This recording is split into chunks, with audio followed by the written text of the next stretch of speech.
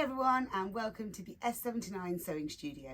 So today's project we're going to make a scatter cushion, a simple scatter cushion with a zip closure, and I'm going to show you how to make this quickly and easily in just 3 steps. Okay, so the first step, you're going to take your cushion pad, if you've got an existing cushion pad, or you can just decide on the actual size you want it to be. So the general rule of thumb when you're doing a cushion cover is that you want your cushion cover to be 1 to 2 inches smaller than the actual pad corner to corner, so that it's nice and plump when you put the cushion inside. So my cushion pad is measuring up as 20 inches. So step 1, we're going to start with a paper template which I've cut out 20 inches by 20 inches, the exact same measurement of my cushion pad. Now if we're allowing for a 1/2 inch seam allowance all the way around the cushion, this will automatically take off 1 inch and therefore make our cover 1 inch smaller than the pad. If you want your cushion to be even plumper, then obviously reduce your template pattern by another inch. Okay, so take your fabric. And in this case, I'm doubling mine over. It's a square, so you don't have to worry about getting it the right way round at this stage. I take my template and pop it on. You can secure it in place with pins and cut out. Okay, so remove your pins and remove the template. And there you have your 2 pieces, your 2 squares cut out for the front and the back of the cushion. Now, at this point, if you have fabric that's fraying quite badly and you want to be able to wash your cushions, then it's important just to zigzag, or if you've got an overlock or a serger, then just go round the edges just to stop them from fraying should you need to wash them. It'll also prolong the life of your cushions. So I'm just going to do that to mine now. Mine are fraying quite badly. Okay, so we have both pieces cut out and the edges are finished. Okay, so taking both of your pattern pieces, we're working along the bottom edge of your pattern pieces, and we've got them both right sides together on top of each other, and just make sure that both of the patterns, the bottom is the edge that we're working on. So then take your zip. My zip's 15 inches, and I'm just going to line that up so that it's roughly central, and I'm just going to measure in from the edge the opening that I'm going to have on my cushions. So I'm going to put my opening at 3.5 inches in. So I'm just going to put a pin there. And I'm also going to measure 3.5 inches in from this end and pop a pin.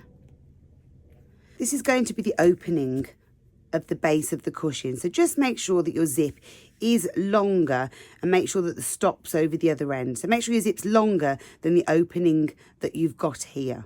Putting the zip to one side, we're going to stitch this seam completely closed. So stitching with a 1/2 inch seam, we are going to start off with a forwards and backwards and stitch all the way down to the first pin. At the first pin, remove the pin, forwards and backwards for a couple of stitches.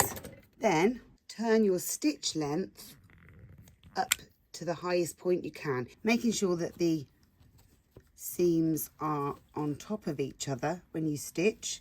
We're going to stitch all the way along here.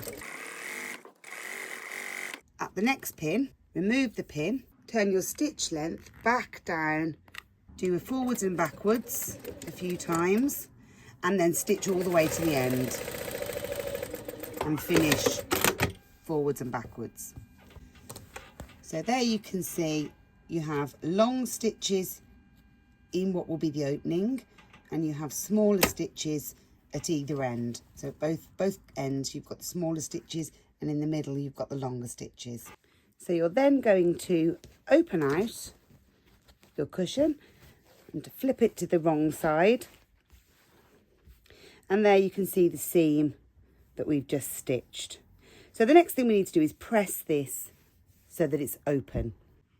Okay, so with the seam pressed open, just going to find the point at which your stitches changed from being short to long, and what you should see is where you've done a few forwards and backwards stitches, you should see there like a clump of stitches, and we just need to mark that with a pin. So fold it back open and put a pin across there like that. And do the same with the other end. So find your clump of stitches where you did a forwards and backwards, and at that point with the seam open, just pop a pin across the seam there like that. There we are. So this marks our opening, and it's the part where we did the long stitches. And it's this section here we're going to put the zip in. So taking your zip, this is the right side of the zip, so the side with the pull on it. And we're going to place the zip face down on that seam. What we're going to do is make sure that the zip is completely over the gap. So the zip needs to be longer than the gap, and we're kind of centralising it. And I'm just going to pin the zip into position. So you want the teeth of the zip to be lay on this seam, so right on that centre of the seam. So that as you're stitching down, you really want to get that positioned well over the centre of your seam. There we are, and the zip's all pinned in place. So if you have a zip foot, you can actually use a zip foot which is narrow and will allow you to stitch really close to the zip teeth and give it a nice closure. I'm going to show you, you don't actually need a zip foot for this one. So I'm going to show you using just a standard foot on my machine. The key thing is you need to remember that you've got to try and get your stitching down the middle of the tape. So if you want to go closer to the edge, then of course you can. But because of the way we're doing this, you don't actually need a zip foot. So we're going to start with the forwards and backwards at the edge of the zip tape. So I'm just going to start my stitches at the edge of the zip tape, just come in a little bit. So we're stitching through all these 3 layers. So we've got the actual cushion, we've got the seam allowance, and we've got the zip tape. Stitching through all 3 of those. Start with the forwards and backwards.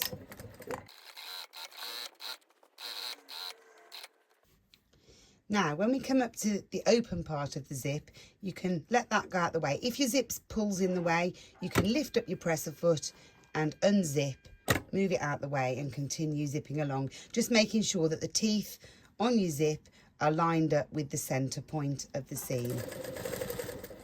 And I'm stitching almost to the end. I'm just leaving a little tail on the end.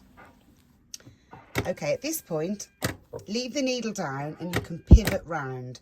I'm going to stitch across, lift up my presser foot, and I'm just going to overlap the open end of the zip slightly so that it's slightly overlapped and will give a nice closed finish. And I'm just going to go forwards and backwards over that central point there. Again, with your needle down, lift up your presser foot, turn your fabric round, and you can start stitching down. What I'm going to do at this point is actually do my zip back up again, and I'm going to push it right up there.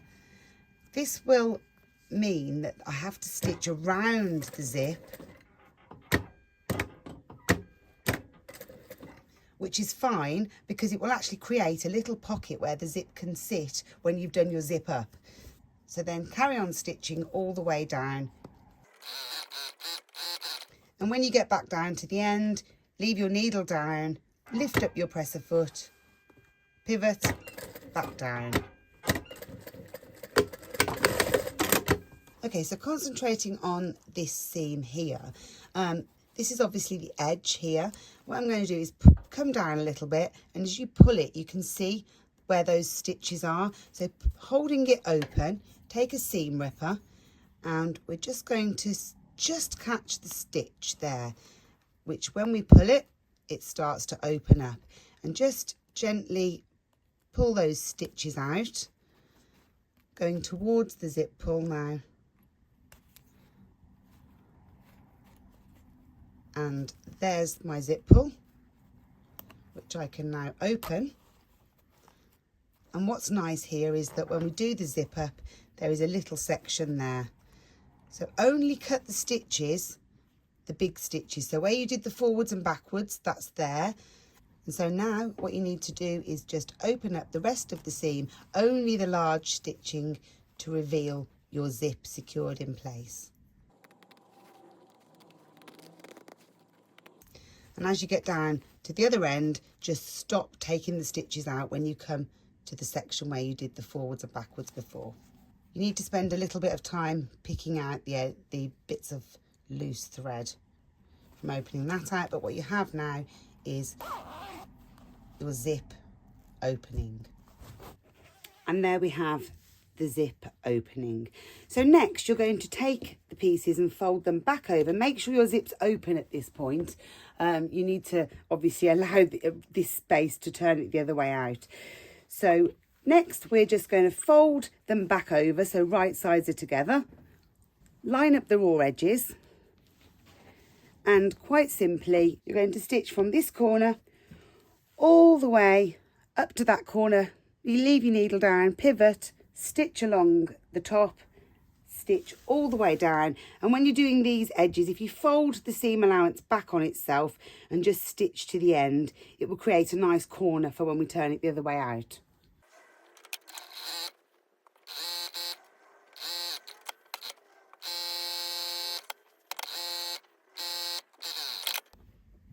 And there we are. Your cushion is finished, so we're just going to turn it the right way out.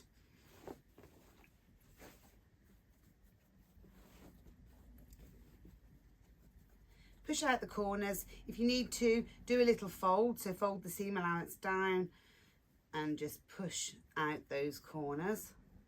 Get them nice and square. And that's your cover finished. So let's stuff it. And you can just easily zip it up. You can actually just tuck the zip up and under that little fold at the top, and your cushion is finished. There we are. So there is absolutely no reason why, if you have a sewing machine, you cannot make your own fabulous scatter cushion. They're quick and they're easy, so you can just make hundreds of them. And let's be honest, you can never really have too many cushions, can you? Thank you so much for watching. I hope you've enjoyed the video. I'd really appreciate a subscribe. If you like the video, give me a like.